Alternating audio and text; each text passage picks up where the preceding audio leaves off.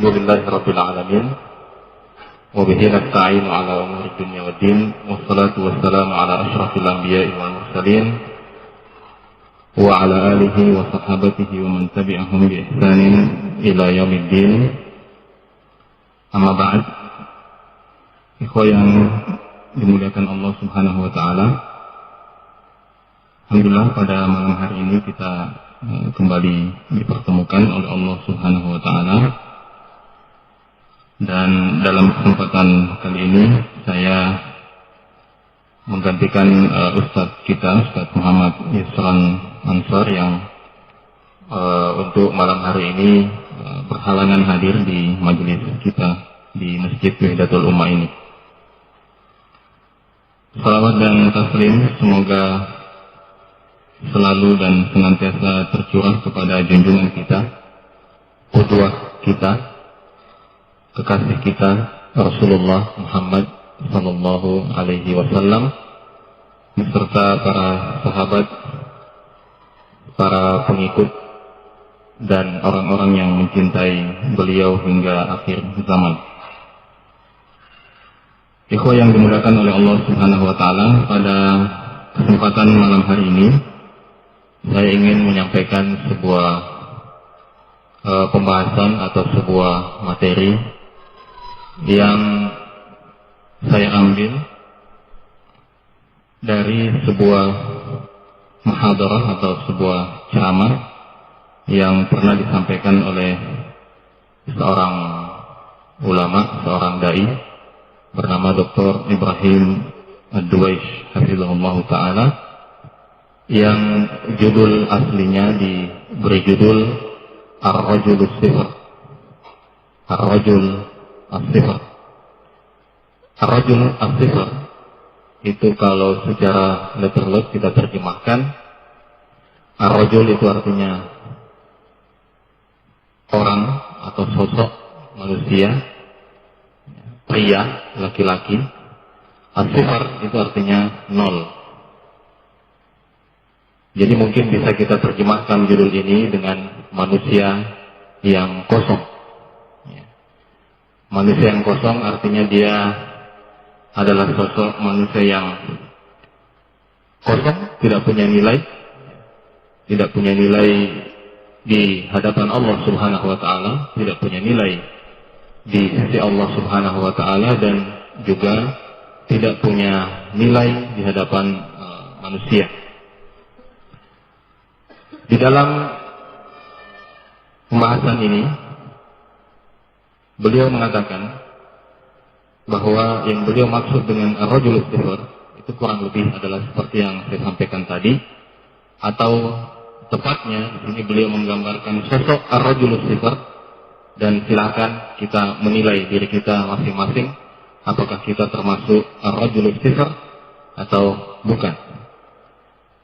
Beliau mengatakan bahwa wa'ani bir-rajul as-sifr dzalika ar-rajul alladhi yattasifu bis-salbiyyah wa dunubil himmah.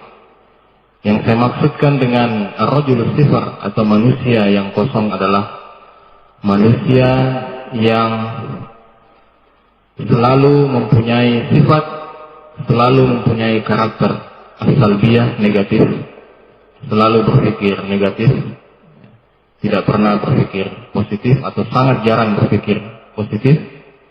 Wa dunubil himmah, dan selalu mempunyai himmah yang rendah atau obsesi, cita-cita yang rendah. Dan menurut beliau penyakit ini, penyakit as-salbiyah atau dunubil himmah, rendahnya obsesi dan cita-cita ini adalah penyakit yang sangat berbahaya, namun sangat disayangkan sekali banyak menimpa kita kaum muslimin, terutama yang hidup di abad-abad belakangan ini, ketika kaum muslimin bisa dikatakan mengalami sebuah penjajahan, ya, baik secara pemikiran, secara moral, dan juga secara ekonomi dan secara yang lainnya. Penjajahan ini kemudian tentu saja berdampak negatif bagi kejiwaan kita kaum muslimin. Kita selalu merasa sebagai sekumpulan orang-orang yang rendah diri, padahal sebelumnya kita adalah atau generasi pendahulu kita adalah orang-orang yang menguasai dunia ini dengan cahaya yang berasal dari Allah subhanahu wa ta'ala. Dan akibat dari penjajahan, baik secara budaya maupun secara pemikiran itu, ya, kita kemudian terjebak pada penyakit lain yang disebut dengan istilah at-tabaiyah, atau selalu mengekor, selalu mengikuti orang yang kita anggap lebih hebat, orang yang kita anggap lebih jaya daripada kita. Dan Ibnu Khaldun rahimahullahu ta'ala, salah seorang ahli sejarah kaum muslimin yang oleh orang-orang barat, kitabnya yang berjudul Muqaddimah Ibnu Khaldun itu dijadikan sebagai salah satu rujukan penting dalam ilmu sosiologi, ya. Ibnu Khaldun dalam muqaddimahnya sendiri menyebutkan hal itu, bahwa itu semacam menjadi kaedah dalam peradaban manusia, bahwa bangsa yang kalah akan selalu berusaha mengikuti dan mengekor bangsa yang menang atau bangsa yang dianggap menang. Dan beliau mengangkat salah satu contoh ketika kaum muslimin menguasai dunia atau menguasai Eropa pada waktu itu. Orang-orang non-muslim, orang-orang Eropa non-muslim di Andalusia misalnya, itu mempunyai satu kebiasaan. Kebiasaan itu adalah bahwa setiap saat mereka selalu menunggu model pakaian apa lagi yang akan dikenakan oleh kaum muslimin yang hidup di masa itu. Kenapa? Karena pada waktu itu al-ghalib, asy-sya'bul ghalib, bangsa yang menang atau bangsa yang berkuasa, bangsa yang jaya adalah kaum muslimin, sementara yang al-maghlub, bangsa yang kalah atau tertindas adalah orang-orang non-muslim, atau dalam hal ini adalah bangsa Eropa. Sehingga apa yang terjadi? Mereka selalu menganggap bahwa yang keluar atau yang dihasilkan, yang ditelurkan oleh kaum muslimin, itulah peradaban yang terbaik, itulah gaya model yang terbaik. Dan keadaan itu sekarang persis berbalik 180 derajat di tengah kita kaum muslimin. Kaum muslimin sekarang sebagian besarnya pekerjaannya setiap tahun adalah menunggu model apa lagi yang keluar dari Paris, model musim panas, musim semi, musim layang-layang, musim apa dan lain sebagainya. Ya. Jadi dalam pembahasan ini beliau ingin menggugah kita dan mengajak kita untuk mengevaluasi diri kita, apakah kira-kira kita termasuk kategori ar-rajulus sifar atau manusia yang kosong ini. Salah satu kata-kata yang beliau tuliskan dalam transkrip ceramah ini, beliau mengatakan bahwa innal mauta nihayatul jami', bahwa sungguhnya kematian itu adalah akhir dari semua manusia. Kematian adalah akhir dari semua manusia. Semua manusia pada akhirnya akan berakhir pada satu titik yang sama, yaitu titik kematian. Lakin syattana baina man mata fi amrin haqir wa baina man mata fi amrin azim. Tetapi betapa jauhnya perbedaan antara orang yang mati dalam urusan-urusan atau dalam perkara-perkara yang hina dengan orang-orang yang mati dalam urusan-urusan yang mulia, urusan-urusan yang agung. Semua orang akan mati, tetapi pertanyaannya adalah kita mati untuk memperjuangkan sesuatu yang bagaimana? Kita mati setelah melakukan hal-hal yang bagaimana? Apakah kita akan mati setelah kita melakukan hal-hal yang hina di sisi Allah Subhanahu wa Ta'ala, atau justru kita akan mati menghadap Allah Subhanahu wa Ta'ala untuk setelah kita melakukan perkara-perkara besar, perkara-perkara yang dapat kita banggakan di hadapan Allah Subhanahu wa Ta'ala pada hari akhirat. Apakah kita akan mati dipelukan seorang wanita murahan, atau kita mati setelah kita bersimbah darah di medan peperangan. Itu adalah pilihan kita. Tetapi semuanya mempunyai akhir yang sama, yaitu kematian. Syattana baina man yamutu wa huwa ala ta'atillah wa baina man yamutu wa huwa ala ma'siyatillah. Sungguh amat jauh perbedaan antara orang yang mati di atas jalan ketaatan kepada Allah Subhanahu wa taala wa baina man yamutu wa huwa ala ma'siyatillah, dengan orang yang mati dalam keadaan bermaksiat kepada Allah Subhanahu wa taala. Syattana baina man yamutu wa huwa yahmilu hammal Islam wa yahtariqu qalbuhu li salahil muslimin wa baina man yamutu wa huwa yahmilu hamma syahawatid dunya wa maladzatiha. Betapa jauh perbedaan antara orang yang mati dengan membawa obsesi tentang Islam, orang yang mati dalam keadaan hatinya terbakar, terbakar dan selalu mengingat, mengurusi kepentingan kemaslahatan kaum muslimin. Betapa jauh orang yang mati dalam keadaan seperti ini dengan orang yang mati dalam keadaan hatinya hanya memikirkan tentang dunia dan segala macam kelezatannya. Ya. Karena itu beliau mengatakan, alam ya'ni li syababina wa li fatayatina ay ya'lamu haqiqatal hayah wal ghayata allati min ajliha khuliqu.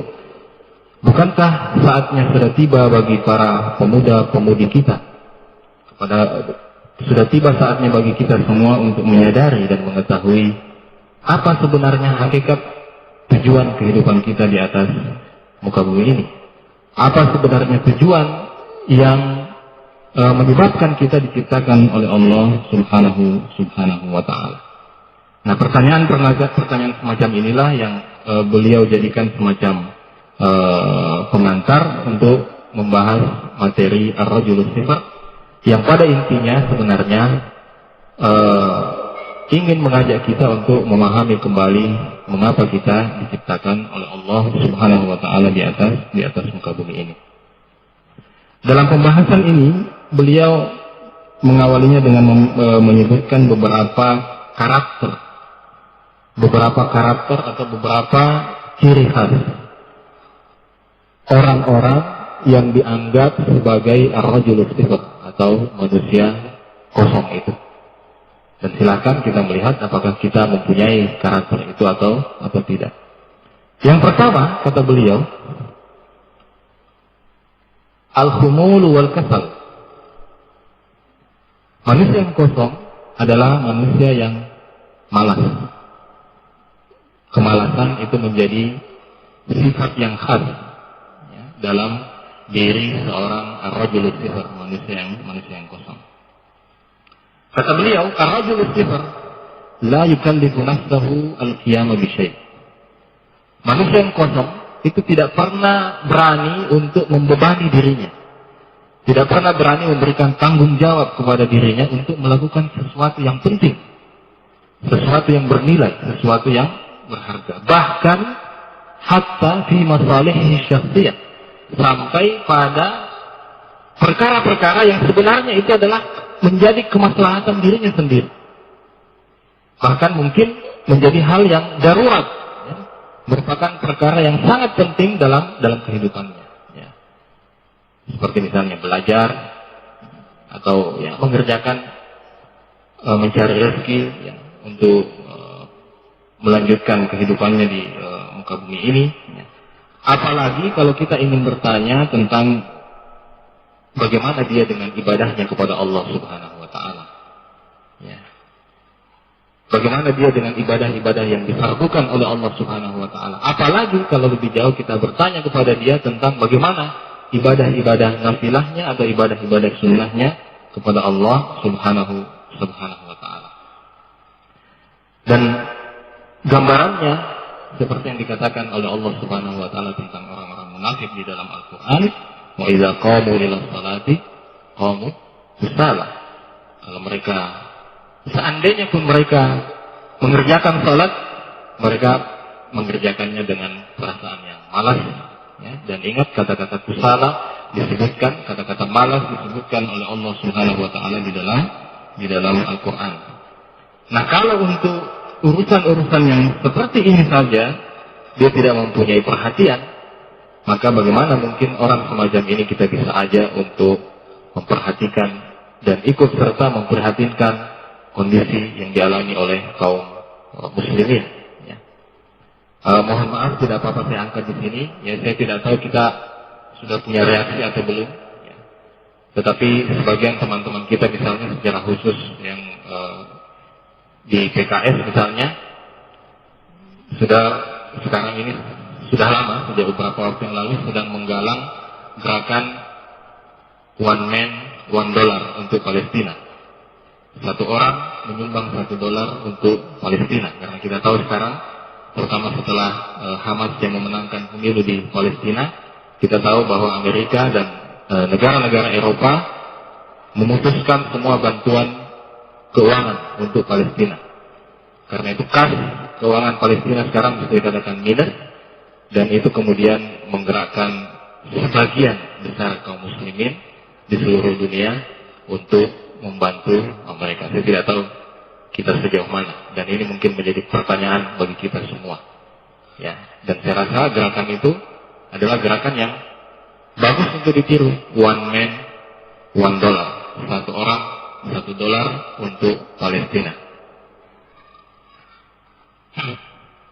Karena itu kita lanjutkan, ikhwan yang dimulakan oleh Allah Subhanahu wa taala. Kita tahu salah satu doa yang diajarkan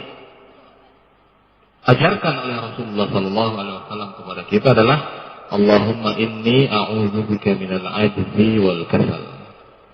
Ya Allah, aku berlindung kepadamu dari segala bentuk kelemahan dan segala bentuk kemalasan. Ini adalah doa yang diajarkan oleh Rasulullah sallallahu alaihi wasallam, yang menunjukkan bahwa sifat malas itu adalah sifat yang yang sangat terkutuk, yang sangat tercela di dalam Islam, sampai-sampai Rasulullah Sallallahu Alaihi Wasallam mengajarkan satu doa yang khusus, yang secara spesifik menyebutkan sifat malas ini sebagai salah satu sifat yang harus kita mintai perlindungan dari Allah Subhanahu wa Ta'ala. Sifat kedua yang biasanya dimiliki oleh manusia kosong adalah ar-ridha biduni ma'al qudrati ala ma huwa ahsan. Dia merasa cukup puas, cukup rela dengan sesuatu yang rendah, padahal sebenarnya dia mampu untuk melakukan sesuatu yang lebih baik. Nah, biar misalnya begini saja deh, yang biasa-biasa iya mau, jangan terlalu. Ya. Itu ungkapan yang bisa menjadi indikasi bahwa kita adalah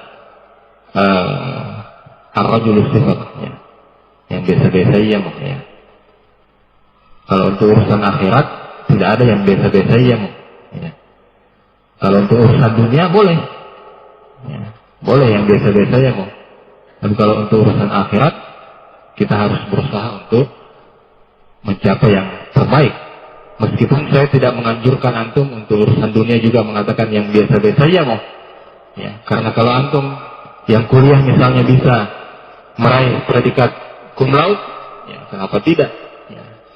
Padahal antum sebenarnya punya kemampuan. Ya. Jadi ini adalah fenomena atau karakter kedua yang biasanya dimiliki oleh ar-rajulus sifat. Al-Imam Ibnu Jauzi rahimahullahu taala pernah mengatakan, min alamati kamalul aqli uluwul himmah warradi biduni dani'. Salah satu tanda kesempurnaan akal seseorang, kata Ibnu Jauzi rahimahullah, adalah uluwul himmah. Ketika dia mempunyai obsesi himmah yang tinggi, cita-cita yang tinggi. Ketika dia berada dalam profesi atau posisi apapun, dia berusaha untuk mempersembahkan yang terbaik yang mampu ia lakukan. Waradi biduni dani.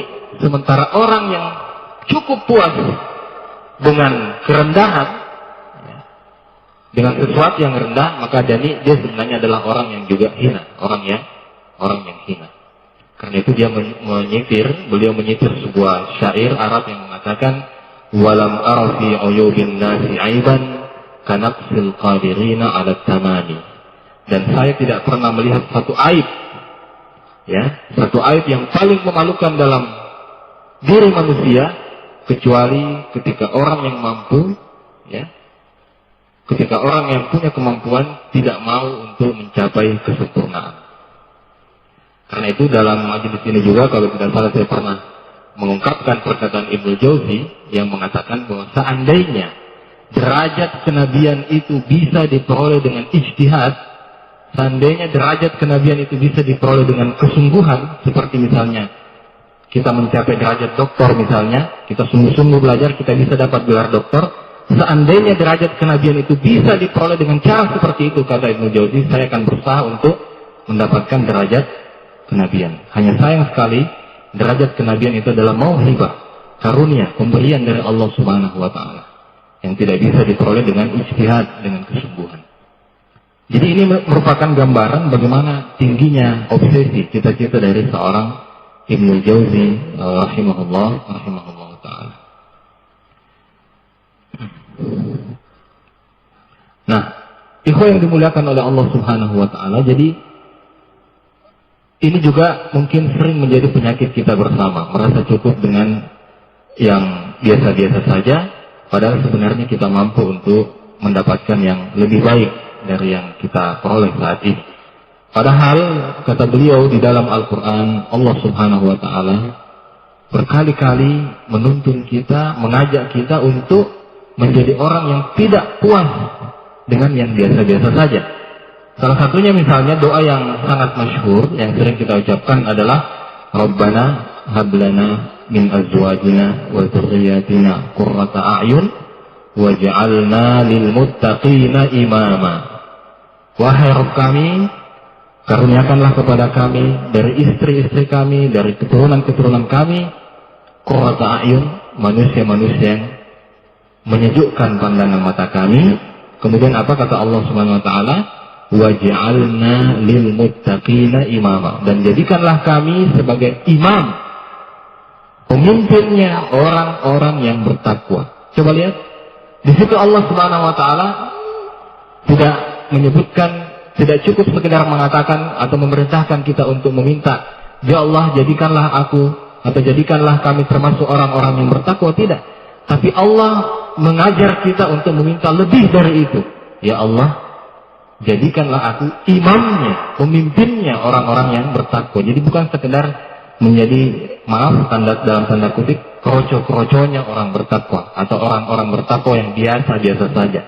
Tetapi kita diminta oleh Allah untuk meminta menjadi imamnya orang-orang yang bertakwa.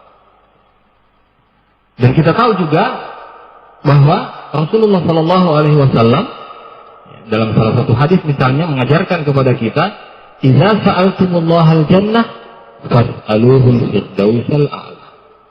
Kalau kalian minta surga kepada Allah Subhanahu wa Ta'ala, maka minta surga Firdaus yang paling tinggi. Rasulullah tidak mengajarkan kita, kalau kau minta surga, minta saja, ya Allah saya minta surga yang biasa-biasa ya Allah. Ya, yang penting saya tidak masuk neraka. Ya, biar surga yang level paling bawah, tidak. Kenapa? Karena Rasulullah dan sebelumnya Allah Subhanahu wa Ta'ala mentarbiyah kita untuk mencita-citakan, mengobsesikan, memimpikan cita-cita obsesi yang setinggi mungkin yang bisa kita impikan. Mumpung mimpi belum disuruh bayar, ya kan? Tidak ada dosanya. Tidak ada dosanya kita minta yang tertinggi, yang terbaik dari Allah Subhanahu wa Ta'ala. Meskipun pada prakteknya, pada kenyataannya mungkin kita tidak berhasil mendapatkan itu, tetapi pada mulanya kita harus punya cita-cita untuk mendapatkan yang terbaik dari Allah Subhanahu wa Ta'ala. Ya, jadi ikhwah yang dimuliakan oleh Allah Subhanahu wa Ta'ala, kita perhatikan bagaimana Allah Subhanahu wa Ta'ala dan Rasul-Nya mendidik, mengajak, mentarbiyah kita untuk meminta hal-hal yang terbaik dari sisi Allah Subhanahu wa Ta'ala. Karena itu beliau mengatakan bahwa al-muslim sahibu mabda. bahwa seorang muslim adalah seorang manusia, adalah sosok manusia yang mempunyai prinsip. Wa huwa 'alal haq, karena dia berada di atas kebenaran. Dan dia yakin dengan prinsip yang dia pegang itu. Karena itu, fa in 'asha azizan, kalau dia hidup dalam keadaan terhormat. Wa in mata syahidan, kalau dia mati, maka dia akan mati dalam keadaan syahid. Dan Allah Subhanahu wa ta'ala akan selalu bersamanya, selalu menjaganya. Dan kelak pada akhirnya, wal jannatu mustaqarruhu wa mau'iduhu, kelak pada akhirnya surga akan menjadi tempat peristirahatan terakhirnya. Karena itu saya teringat Imam Ahmad Ibn Hanbal rahimahullahu ta'ala, kalau tidak salah pernah didatangi oleh seseorang yang mengadu kepada Imam Ahmad dan bertanya, wahai Imam, mata rahat, kapan kita beristirahat katanya? Kapan kita bisa selesai dari masalah-masalah yang setiap hari di dunia ini selalu saja ada masalah. Hari ini kita anggap, wah, alhamdulillah sudah selesai lagi satu masalah, ternyata besoknya ada lagi masalah yang baru. Kapan kita istirahat? Maka Imam Ahmad mengatakan, rahatul mu'min inda awwali qadamin wada'aha fil jannah, bahwa masa peristirahatan seorang mukmin itu dimulai pada saat ia menjejakkan kakinya pertama kali di dalam surga Allah Subhanahu wa ta'ala. Disitulah masa peristirahatan kita yang sesungguhnya. Jadi selama kita hidup di dunia, jangan pernah bermimpi untuk istirahat dari masalah. Sebab maaf, kadang-kadang kita yang katakanlah sudah diberi hidayah oleh Allah Subhanahu wa ta'ala, rajin salat, rajin hadir majelis taklim, kadang-kadang mengeluh. Saya sudah rajin salat, ibadah saya sudah jauh lebih baik dari yang dulu. Saya sudah rajin menuntut ilmu, rajin hadir majelis taklim, rajin mengaji, tapi kenapa masih saja ada masalah? Memang akan selalu ada masalah, karena dunia memang adalah tempat semua masalah berkumpul. Kapan masalah akan berakhir? Pada saat kita meletakkan kaki kita di surga Allah Subhanahu wa ta'ala. Pada saat itu tidak ada masalah. Semua masalah akan hilang. Kemudian yang ketiga, karakter yang ketiga, at-taqayyud bi rutinil hayah wa adam at-tatallu' lil jadid. Salah satu karakter orang atau manusia yang kosong, manusia yang tidak punya cita-cita. Kalau bahasa Inggrisnya katanya itu easy going. Artinya dia kalau diajak ke sana, ayo kita pergi lagi ke sana. Baru 1 minggu yang lalu rihlah, pekan ini diajak rihlah, ayo pergi lagi rihlah. Jadi rihlah terus. Jadi dia easy going, artinya mudah diajak untuk kemana saja. Karena memang dia tidak punya prioritas, dia tidak punya tujuan, tidak punya skala prioritas, sehingga dia mudah diajak kemana saja. Nah, salah satu sifatnya adalah at-taqayyud bi rutinil hayah wa adam at-tatallu' lil jadid. Dia terikat dengan rutinitas kehidupan sehari-hari dan tidak pernah punya keinginan untuk mendapatkan sesuatu yang baru, yang bermanfaat. Jadi dia cukup merasa puas bangun jam 5 sholat subuh, kemudian begini dan seterusnya, kemudian apa lagi, ya begitu terus setiap hari tanpa ada perubahan, tanpa ada perubahan ke arah yang lebih baik, tanpa ada usaha untuk menambah wawasan yang lebih baru, wawasan yang lebih bermanfaat. Padahal salah seorang murid dari Imam Ahmad bin Hanbal rahimahullah mengatakan, sahibtul Imam Ahmad isrina sana. Saya menyertai Imam Ahmad selama 20 tahun. 20 tahun menyertai Imam Ahmad. Dan dia mengatakan, setiap hari selama 20 tahun itu selalu saja saya melihat Imam Ahmad mengalami perubahan ke arah yang lebih baik. Jadi orang-orang soleh seperti Imam Ahmad, perubahan ke arah kebaikannya itu adalah dari hari ke hari. Muridnya sendiri mengatakan setiap hari saya melihat ada saja kebaikan yang baru yang bertambah pada diri Imam Imam Ahmad selama saya menyertai dia selama kurang lebih 20 tahun. Nah ini karena apa? Dia tidak cukup puas dengan rutinitas ya, yang sehari-hari dia alami, dan dia selalu berusaha untuk menambah sesuatu ya yang membawa maslahat bagi dirinya. Ya. Ini sudah azan lagi. Ya. Subhanallah, ini salah satu tanda kiamat. Tidak terasa waktu. Ya. Tiba-tiba sudah isya lagi. Nanti tiba-tiba sudah tahun baru lagi. Tiba-tiba sudah ada cucu. Ya, ya begitulah. Ya, kita kadang-kadang rasa-rasanya baru lahir saya punya anak. Tidak terasa sudah punya cucu lagi ya. Begitulah artinya. Kalau kita tidak pintar-pintar membangun kesadaran menjalani waktu kita di dunia ini ya seperti itu akhirnya yang kita lakukan seperti kata orang menghabiskan waktu. Ayo kita menghabiskan waktu, bukan memanfaatkan waktu tapi menghabiskan waktu. Jadi memang dia sudah bosan dengan waktu yang dia punya, sehingga ya supaya cepat habis kita habiskan saja. Ya, bukan dimanfaatkan. Ya. Saya teringat salah seorang ulama Syekh Jamaluddin Al-Qasimi, ini salah seorang ulama di Damaskus. Dia pernah lewat di sebuah kedai kopi, warung kopi, ya, warkop. Dia lewat di warung kopi, dia perhatikan orang-orang yang minum di warung kopi itu dengan santainya itu orang-orang, artinya enak-enak saja begitu minum kopi apa. Sampai dia mengatakan seandainya waktu itu bisa dibeli, saya akan beli waktunya itu semua orang. Jadi misalnya ada 10 orang di situ, masing-masing punya waktu setiap hari jatah 24 jam, saya beli 240 jam itu saya beli supaya saya punya waktu bertambah. Ya. Karena Syekh Jamaluddin Al-Qasimi ya luar biasa. Dia selalu bawa catatan kecil di kantongnya, dan kadang-kadang dia kalau jalan itu dia sambil berpikir, tiba-tiba dia ingat lagi ada satu ilmu, satu faedah, dia berhenti di jalan, pinggir sedikit, kemudian dia tulis lagi di situ.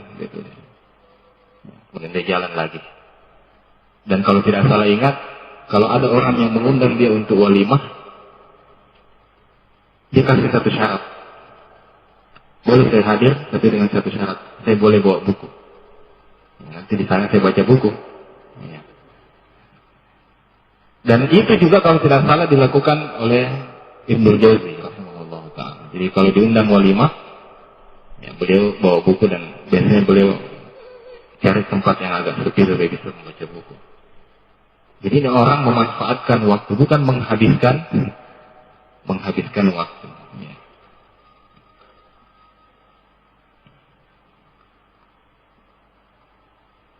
Ya mungkin ini yang terakhir sebelum kita tutup. Ini masih ada banyak tapi ya, waktu yang terbatas. Salah satu tanda atau karakter lain yang dimiliki oleh orang yang manusia yang kosong ini disebutkan di sini adalah uqdatul mustahil. Uqdatul mustahil. Jadi dia selalu kalau ditawarkan untuk melakukan sesuatu, dia selalu mengatakan tidak bisa kayaknya itu. Mustahil kayaknya. Susah kayaknya dikerjakan itu. Jadi belum apa-apa sudah mengeluh. Jadi kata beliau, fenomena atau karakter yang selanjutnya dari ar-rajulus sifr itu adalah uqdatul mustahil. Selalu mengatakan mustahil. La astati', saya tidak mampu. La aqdir, saya tidak sanggup untuk melakukan itu. Padahal belum dicoba. Padahal seringkali belum dicoba. Nah ini juga ya mungkin kita bisa bertanya kepada diri kita. Ya. Bagaimana kalau kita belajar bahasa Arab? Kayaknya susah sekali belajar bahasa Arab itu. Saya lihat saja itu huruf-huruf Arab tidak ada, harokatnya sudah berkunang-kunang saya punya mata. Ya. Padahal Syekh Salih As-Sadhan dalam ceramahnya Ma'alim fi Thariqut Talab mengatakan, padahal saya, antum, Imam Syafi'i, Syekhul Islam Ibnu Taimiyah, Imam Bukhari, kemudian siapa lagi, Imam Ahmad bin Hanbal, Imam Malik bin Anas, dan sebutkan siapa lagi nama-nama ulama besar, itu semuanya kita pada saat dilahirkan oleh ibu kita, semua keadaannya sama, tidak tahu apa-apa. Betul atau tidak itu? Kita semua pada saat dilahirkan, tidak ada yang tiba-tiba menjadi Syekhul Islam, tidak ada yang lahir tiba-tiba hafal Quran, tidak ada yang lahir tiba-tiba hafal hadis, tidak ada. Semuanya dalam keadaan apa? La ta'lamuna syai'an, kata Allah. Tidak mengetahui apa-apa. Tetapi kenapa tiba-tiba dalam catatan sejarah muncul orang yang bernama Imam Bukhari, muncul orang yang bernama Imam Muslim, muncul orang yang bernama Syekhul Islam Ibnu Taimiyah rahimahullah, muncul orang yang bernama Imam Nawawi, muncul tokoh-tokoh yang lain, muncul Muhammad Nasiruddin Albani, muncul Syekh Abdul Aziz bin Baz, muncul. Tapi kenapa tidak muncul Muhammad Ihsan? Ya kan? Ya, itu memang ya, karena salah kita sendiri yang tidak memanfaatkan waktu dengan baik, dan mungkin kita juga termasuk orang yang belum apa-apa sudah mengatakan saya tidak mampu, belum apa-apa mengatakan saya tidak bisa. Ya. Padahal antum lihat itu ustadz-ustadz yang sekarang misalnya mengajar bahasa Arab dan mengajarkan antum baca kitab sambil membaca kitab, itu dulunya juga sama dengan antum, tidak tahu apa-apa, tidak tahu bahasa Arab. Tapi kenapa mereka bisa berbahasa Arab dengan antum tidak bisa, atau antum begini-begini saja dari dulu-dulu, tidak ada perubahan. Ya. Karena itu di sini disebutkan, dia mengutip kisahnya Napoleon Bonaparte. Ya. Dia mengatakan di sini dikutip, Su'ila Napoleon Bonaparte pernah ditanya, Kaifa istata'ta an tuwallida thiqa fi afradi jaishik? Bagaimana Anda bisa menanamkan rasa percaya diri yang sangat kuat dalam diri pasukan-pasukan Anda? Maka dia mengatakan, Kuntu aruddu bisalasin ala salas. Saya selalu menjawab 3 hal dengan 3 hal pula. Yang pertama, man qala la aqdir, qultu lahu hawil. Kalau ada prajurit yang mengatakan la aqdir, saya tidak mampu, maka saya akan katakan kepada dia, hawil, coba dulu. Itu yang pertama. Yang kedua, wa man qala la a'rif, qultu lahu ta'allam. Kalau ada prajurit yang mengatakan saya tidak tahu, maka saya akan katakan kepada dia, ta'allam. Kalau begitu belajar. Wa man qala mustahil, dan kalau ada prajurit yang mengatakan mustahil, qultu lahu jarrib, saya akan katakan kepada dia, jarrib, coba dulu, baru bilang mustahil. Jadi itu yang dimaksud. Kalau setiap ada yang mengatakan itu, saya jawab dengan itu. Jadi 3 dijawab dengan 3. Ya. Karena itu Allah Subhanahu wa taala sendiri memesankan kepada kita untuk tidak pernah mengenal putus asa dalam mencapai apapun. Ya, tadi saya sudah mengutipkan perkataan Ibnu Jauzi rahimahullahu taala. Di sini saya kutipkan secara lengkap. Fayambaghi lil aqil ay yantahiya ila ghayati ma yumkinu. Maka seharusnya orang yang berakal harus berusaha untuk sampai kepada puncak, ya, setinggi mungkin yang sanggup atau yang mampu ia capai. Falau kana yutasawwaru lil adami su'udus samawat la ra'aitu min aqbahin naqa'is ridahu fil ard. Ini dia katakan beratus-ratus tahun yang lalu sebelum manusia katanya bisa naik ke bulan. Dia mengatakan seandainya memungkinkan manusia itu naik ke langit, maka menurut saya adalah merupakan satu kekurangan yang sangat memalukan, yang sangat buruk kalau manusia itu cukup rela untuk tetap tinggal di bumi. Kalau dia bisa naik ke langit, kenapa merasa cukup untuk tinggal di bumi? Saya katakan ini beliau katakan beratus-ratus tahun sebelum katanya manusia bisa naik ke bulan. Kenapa saya katakan katanya manusia bisa naik ke bulan? Karena ternyata belakangan, tidak apa-apa, intermezzo sedikit, belakangan ternyata ada juga seorang ahli luar angkasa atau antariksa Amerika yang menolak klaim bahwa manusia pernah menginjakkan kaki di bulan. Ada 11 catatan, ada 11 catatan yang menurut dia yang menyebabkan dia menyimpulkan tidak ada itu Neil Armstrong sampai ke bulan, tidak ada. Jadi itu foto-foto yang kita biasa lihat di buku-buku pelajaran itu diambil di sebuah padang pasir di wilayah Texas, ya, dan digambarkan seolah-olah itu di bulan. Ya. Ada beberapa catatan yang disebutkan, termasuk yang dianggap janggal, kenapa di bulan ada bayangan. Ya, itu salah satu catatan dia. Tapi ada 11 itu, Anda mencari sendirilah di internet. Nah, kemudian dia mengatakan kalau kanatin nubuwah ta'ti bikasbin lam yajuz lahu an yaqna bil wilayah. Seandainya kenabian itu bisa diperoleh dengan usaha, maka kita jangan merasa cukup sekedar menjadi wali. Ya, wali Allah subhanahu wa ta'ala. Ya, dan beliau mengungkapkan juga apa yang saya katakan tadi, bahwa seandainya kenabian itu bisa diperoleh dengan ijtihad, dengan kesungguhan, maka saya melihat, menurut saya sangat aib kalau kita cukup menjadi orang yang biasa-biasa saja, padahal kita bisa mencapai derajat kenabian kalau kenabian itu bisa diperoleh dengan ijtihad.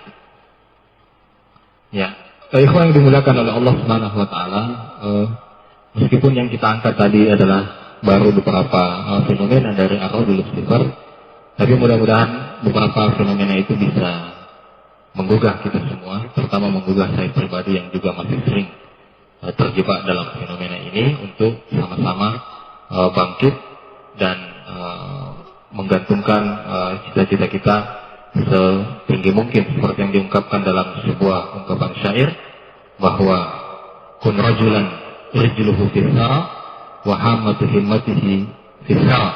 Jadilah manusia yang kakinya berpijak di bumi, tetapi obsesinya menggantung setinggi mungkin di langit. Ya. Dan sekali lagi kita lihat bagaimana Allah dan Rasulnya menuntun kita untuk meminta yang terbaik dari sisi Allah subhanahu wa ta'ala. Yang dimuliakan oleh Allah subhanahu wa ta'ala, mudah-mudahan kita semua dikaruniakan himmah, obsesi yang aliyah, yang tinggi oleh Allah subhanahu wa ta'ala, dan mudah-mudahan beberapa waktu ke depan kita akan melihat dari antum semua ini lahir orang-orang atau manusia-manusia yang cemerlang di sisi Allah subhanahu wa ta'ala. Subhanakallahumma bihamdik, asyhadu an la ilaha illa anta, astaghfiruka wa atubu ilaik. Wa akhiru da'wana alhamdulillahi rabbil alamin. Assalamualaikum warahmatullahi wabarakatuh.